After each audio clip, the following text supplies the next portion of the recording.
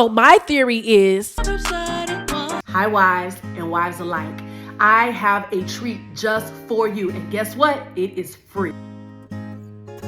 I just released my very first mini e-guide called The Wife Mindset. And inside, it's everything you need to know about how to embody the mindset of a wife, how to think like a wife.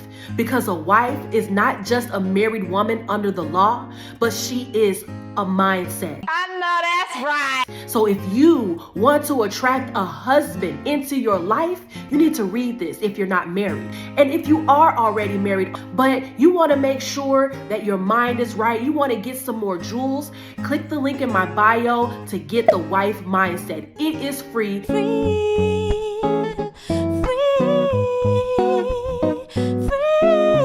It is mini, a quick read, and also let me know what you think about it when you read it. I would love your feedback. God bless. Back to the show. They know that being independent, having a super masculine, persona or mindset, having a certain image is going to stop men from wanting to desire you as a wife.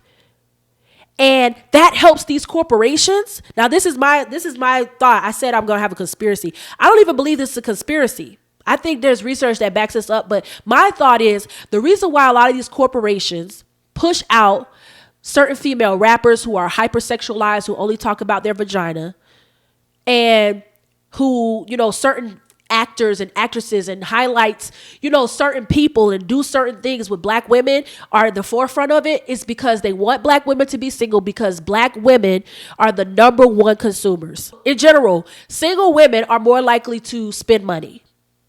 Single women are more likely to be in consumer debt. Single women spend way more money than married women.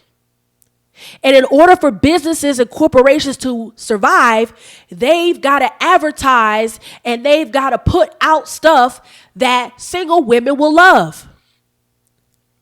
Women in general, married or not, buy more than men.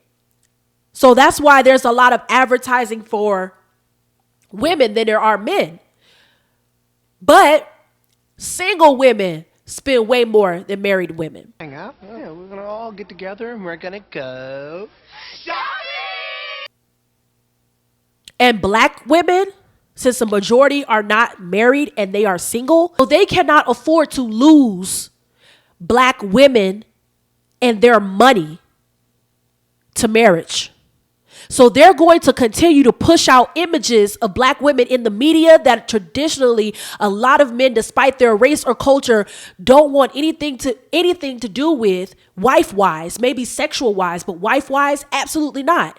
The traits, the characteristics that the media companies are pushing out on black women is not conducive to a wife at all. So they'll desire black women sexually, but not as a wife.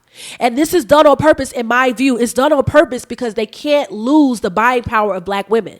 So if they get married, statistics show married women don't spend as much. So their corporations are not going to survive. So if they could continue to inundate media and black women who are watching this with these type of mindsets, these feminist propaganda mindsets, these casual sex mindsets, these wear what you want mindsets, ultimately what's going to happen is black women are going to give into it. They're going to not get married. And then because they're single, they're going to keep spending money.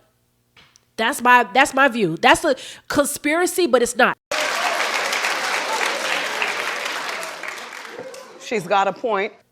And there was an article, if I can remember to post it, was an article that said like single women in general are more likely to do wonders in the next few years for businesses. So they're already preparing, themselves to make lots of money, because since the marriage rates in America have gone down for women of all races, they're getting ready to pull out campaigns that is going to tempt women, single women specifically, to spend more money, because they can't get paid with married women. Married women answer to their husbands.